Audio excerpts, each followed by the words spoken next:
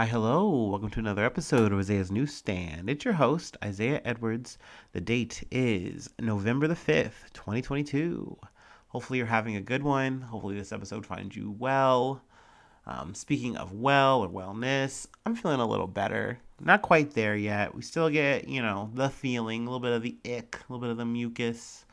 But we're keeping on with the keep on. Not much to really report in terms of the personal news. Like I said, we're just living life. We're just a Rolling Stone, baby doll. So we can just get into the news. How about that? I wanted to start off with a story that I initially heard from Crime Junkies.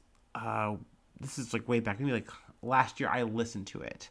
But it is about a murder of two girls that took place in, let's see, Delphi, Indiana.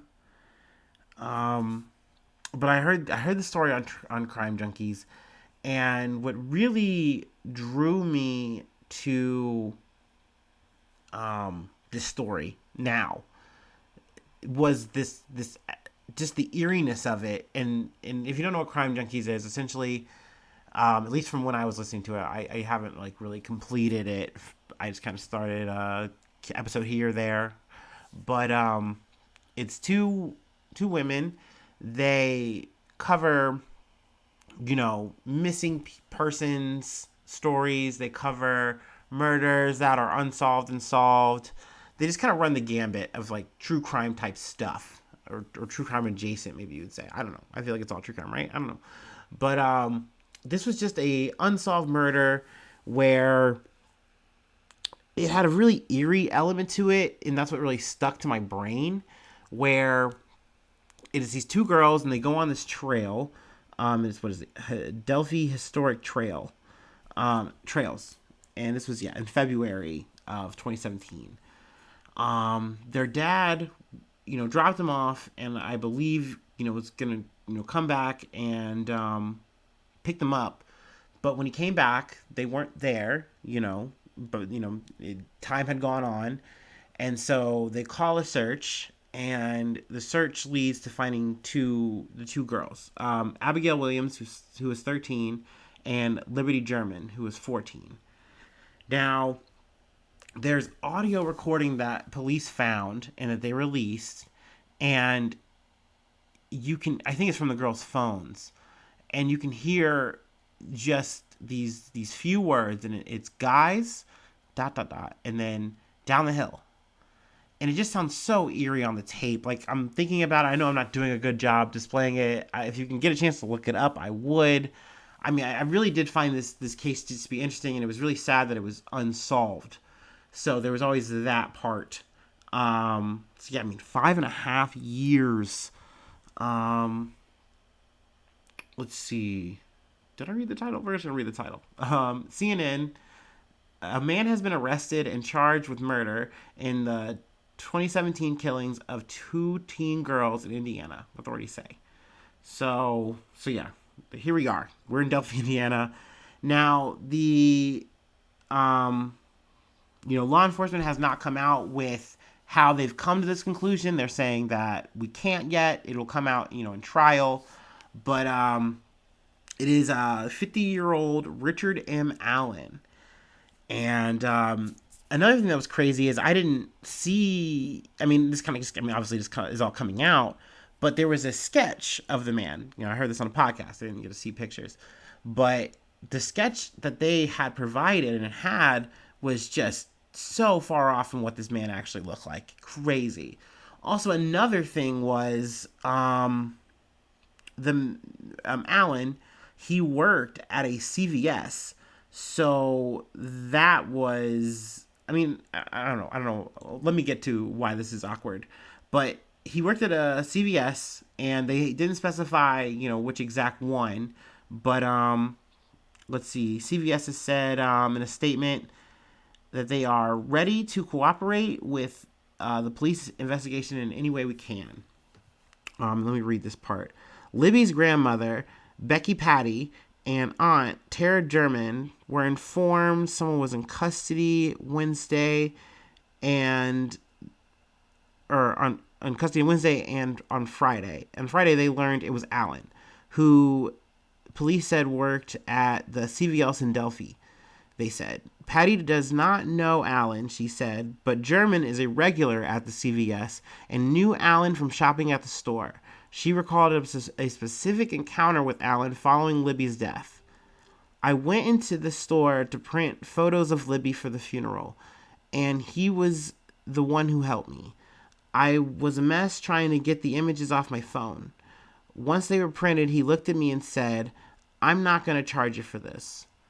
So, just super surreal, super unsettling, super, like, to know that this guy knew, and something that kind of helped bring this into a fuller view for me, was just hearing some more excerpts, like, from family members who are like, look, one of the hardest things for us was wrapping our heads around what kind of person did this. Like, was it someone who was a transient person, like moving town to town or something like that, who wasn't from here and took advantage of that and, did these murders? Or was it someone who is literally in this town, just like the rest of us, just another person like us, a part of our community? Did they do it?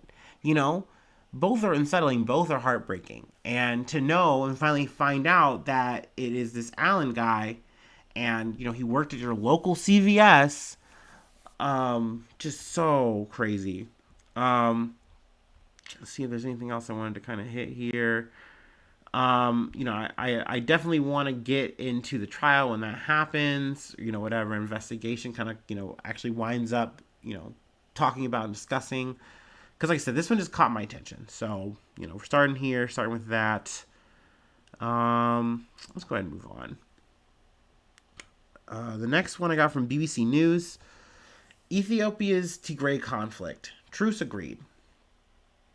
A surprise deal has been reached in the Ethiopian civil war, with both sides agreeing to halt their 2-year conflict, which led to thousands of deaths and warnings of famine. So, this is something, I haven't covered a lot of. There's obviously a lot of news going on. I get some trickle in, trickle out. But, essentially this was, a conflict that, has been going on for a long time, 2 years. It has led to, a lot of bloodshed, a lot of atrocities from both sides. But let's see. Essentially, it was a breakdown of relations between the government and the TPLF, which is the Tigrayan People's Liberation Front, I believe. We'll run that back if I'm wrong. Which had dominated the whole of Ethiopia for 2 decades until Prime Minister Abiy Ahmed came to power in 2018. So, just a lot of, just conflict. I really don't know how else to word it. I mean, it's akin to, situations that are going on across the world. And, sadly, I don't think it got a lot of press. And, my broadcast has, been to scale, unfortunately. But I definitely did want to get it in. Now, granted, this isn't the first time they've had a truce, but it does seem that this has been, like, the deepest that it's kind of gotten. And it looks like, a lot of ground is being made, here. Now, granted, there's also apparently, maybe a side faction that might be involved, but they weren't here at the truce, which is potentially worrying. I believe it was the Etian tribe. But essentially, they have, potential atrocities on their jacket, but they weren't here. So who knows if they are actually going to agree to any kind of ceasefire, any kind of truce. But definitely just something I kind of wanted to highlight and bring some attention to. Yeah, Tigray People's Liberation Front. There you go. That's what it is. Let's see what else I want to pull. Eritrean troops. Sorry, that was not tribe. My bad. Anything else I wanted to get on here? They do have more from the BBC if there's you want to get some more details there. Obviously, Google will get you around. You know how it go. You know what? I'm gonna do a little mid break. I'm gonna shake it up a bit. Ooh. Excuse me.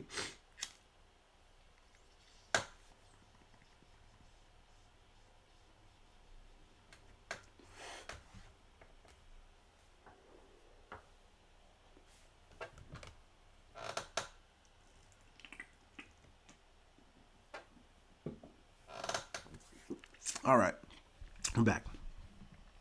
The next one I got from ESPN.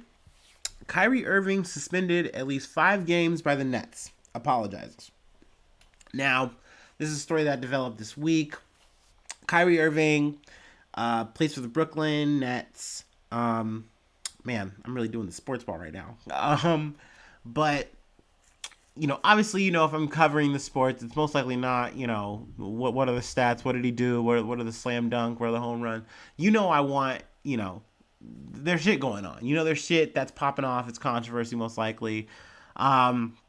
In this situation, it's, we're once again having to deal with anti-Semitism. Now, in this situation, Kyrie Irving had tweeted, he posted a documentary, not that he made, but he was promoting. And essentially in this documentary, there was some anti-Semitic statements. And, more or less it was being pushed by him. And the commissioner of the NBA, the team had said, "Hey, you have to issue an apology for this. The shit you're saying and agreeing with, it's hurtful." And he's like, "I'm not doing that."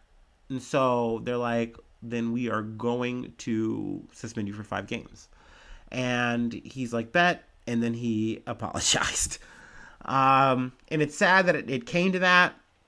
I know that they were trying to do some damage control, and the Nets and Kyrie Irving both put up, $500,000 to donate to charitable causes, to help, stop hate and stuff. But it was declined by the ADL. Was it ADL? Yes, Anti-Defamation League. And they're like, "No, dude, you're just spewing the stuff." Let me actually read his apology, though. I wanted to start there, but let's see. In an Instagram post, Irving wrote, "To all Jewish families and communities that are hurt and affected from my post, I am deeply sorry to have caused you pain, and I apologize. I initially reacted out of emotion to being unjustly labeled anti-Semitic, instead of focusing on the healing process of my Jewish brothers and sisters that were hurt from the hateful remarks made in the documentary. I want to clarify any confusion on where I stand fighting against anti-Semitism by apologizing for posting the documentary without context and a factual explanation outlining specific beliefs in the documentary I agreed with and disagreed with. I had no intention to disrespect any Jewish cultural history regarding the Holocaust or perpetrate any hate. I am learning from this unfortunate event and hope we can find understanding between us all."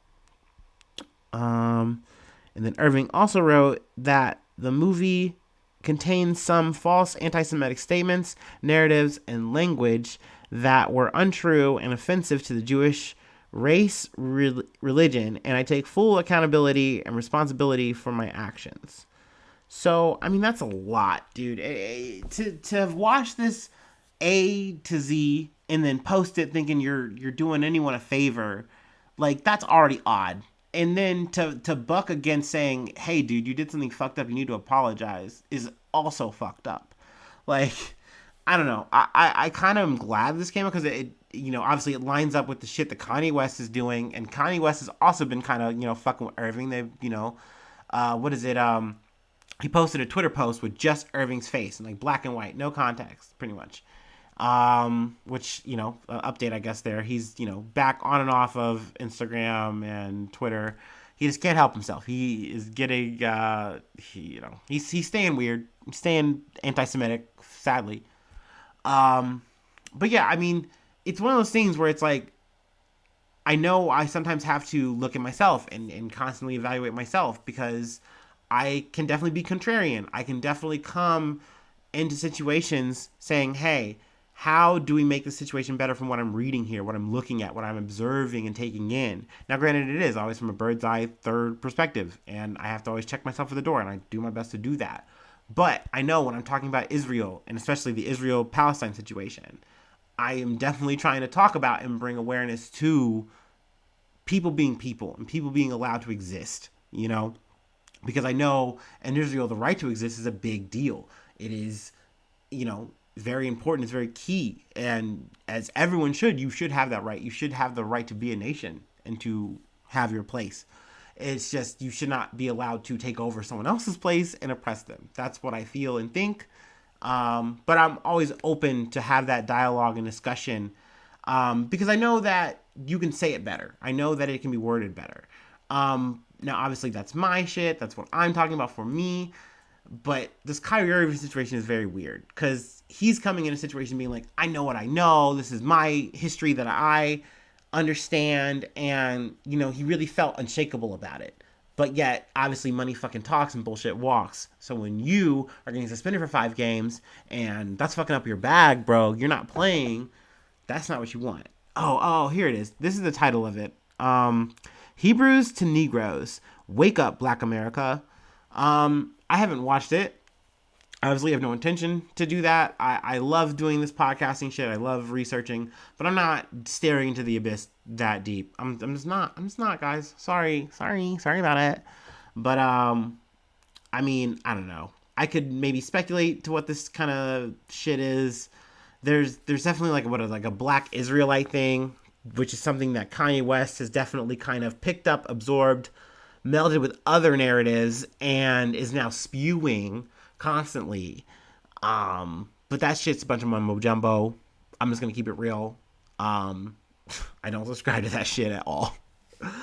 So yeah, I'm glad that this is fucking up his bag because you just cannot be on this line. Like the COVID shit is a whole other issue, but he already had his thing with like, I don't want to take a vaccination. I have my reasons, yada, yada, yada, da, da, da, da, and he held out. He fought for that shit. Okay, that's your thing. But, this is a whole other thing, dog. And, I mean, like I said, you get what you get. That's all I have to say on that, I guess. Let's see what else we got here. Going back to CNN. Former Pakistan Prime Minister Imran Khan blames establishment figures for plot to kill him.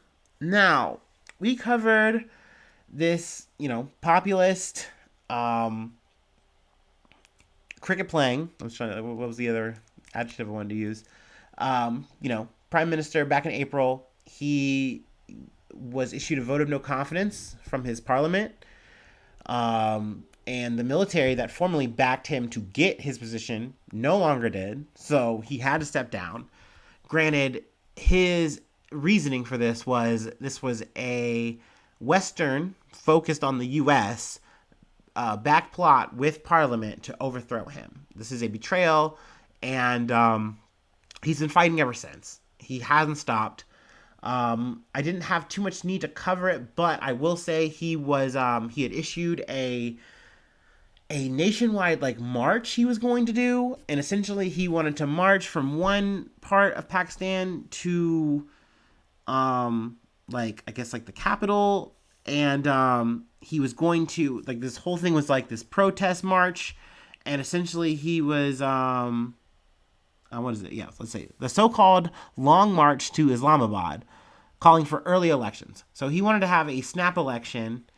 And it started from Lahore on the 28th of October and was due to finish in Islamabad after winding through several Pakistani cities. So this is like a big like hype up thing. He had a lot of his supporters, you know, with him along the way.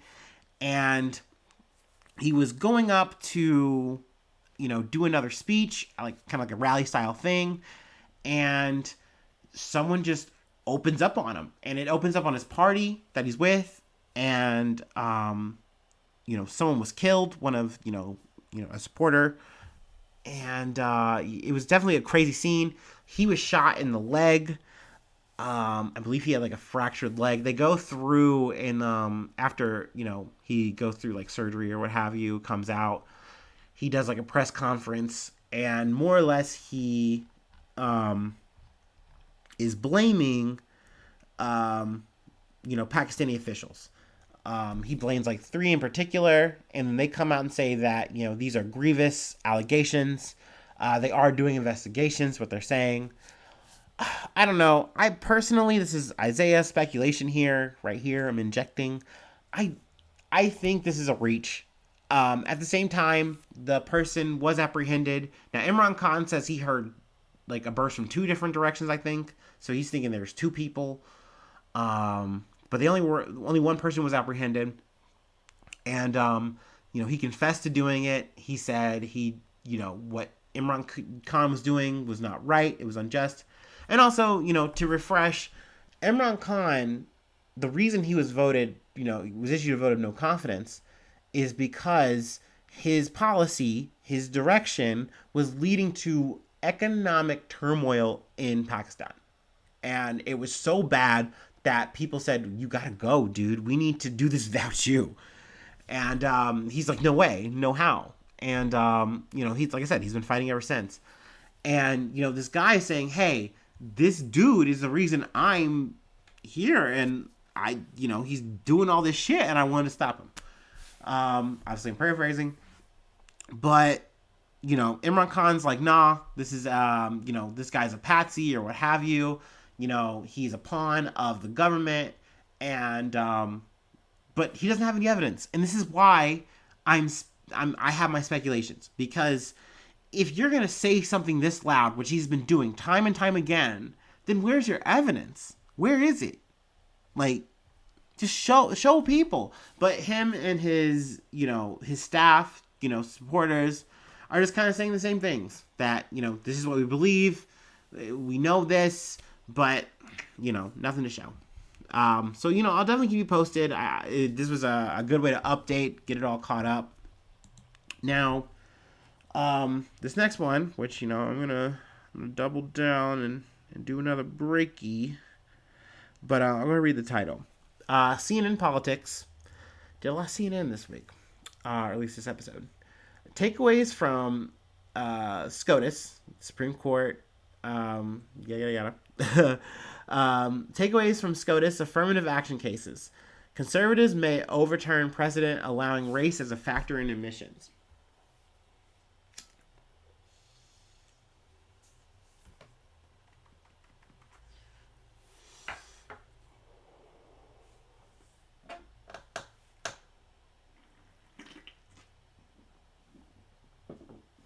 Ooh.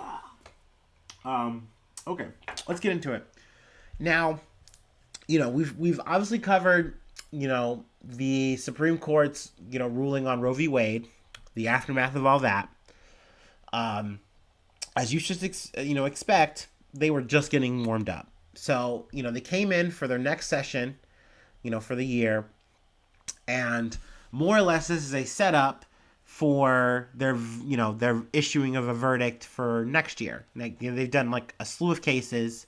A lot of them are big, but let's see. There essentially were cases that were brought up by the students for fair admissions, and they were going up against Harvard and then also the University of North Carolina in regards to should affirmative action and, obviously in regards to, race, should race be a factor in admissions? And, this all divulges into a marathon, 5-hour session or so, I think, of, heated discussion.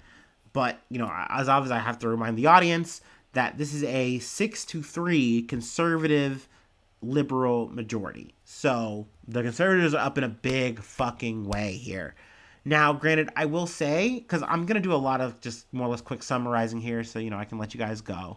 But, essentially, they got to talk on this subject, and they will rule on it next year.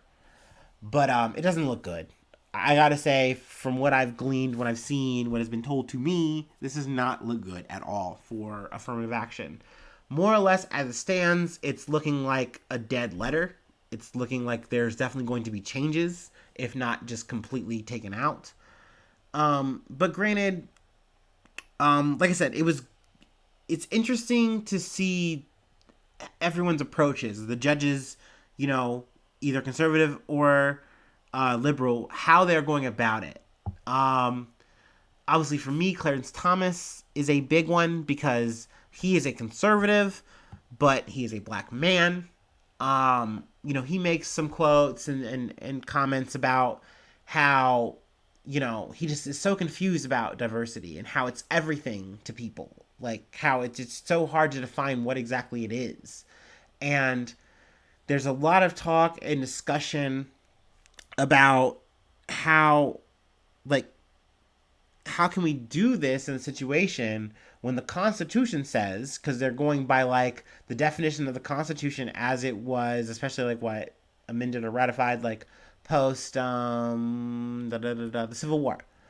So race should not be a factor, and the fact that race is a factor here is a problem according to the conservative majority, and they lean on this very hard, and they are able to use this to kind of crowbar up the conversation to say we should not have this on the factors for admissions. But that is such a very vital factor in terms of like what diversity is in schools. Also, something that was kind of interesting, what is it, the student affair admissions, more or less this is a group of people that is a big split of white and Asian, students who are, pushing for just what they want is a neutral playing ground, a neutral playing field to get into the colleges that they want to get into. There are people who feel like, hey, like I'm a legacy student to this place, but like, why should it be harder for me because I'm not black or I'm not a person of color? And I think from like the Asian perspective, it is, if I have the stats and I'm making the grades, why should I be somehow denoted or anything like that? Like, I don't know. It's kind of confusing to me in a lot of ways. I don't want to get too in the weeds about this because then I get all spun up. But, essentially all the judges have their own, reasonings behind their backing, but it definitely is everyone's playing to their sides, even though these people are arbiters and they're supposed to be not neutral. But I mean, I obviously, I guess I'm biased, but as a black man, I would rather affirmative action be a thing. I will say though, they do mention another ruling. What is it? Grutter v. Bollinger, which plays a big factor.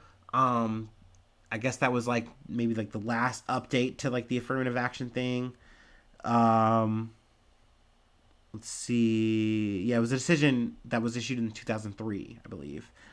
But essentially, there's a lot of talk of like, we're setting up this affirmative action and we're saying this should be a thing because we believe that if you just give it even like 25 years, that should be enough time to allow. Excuse me.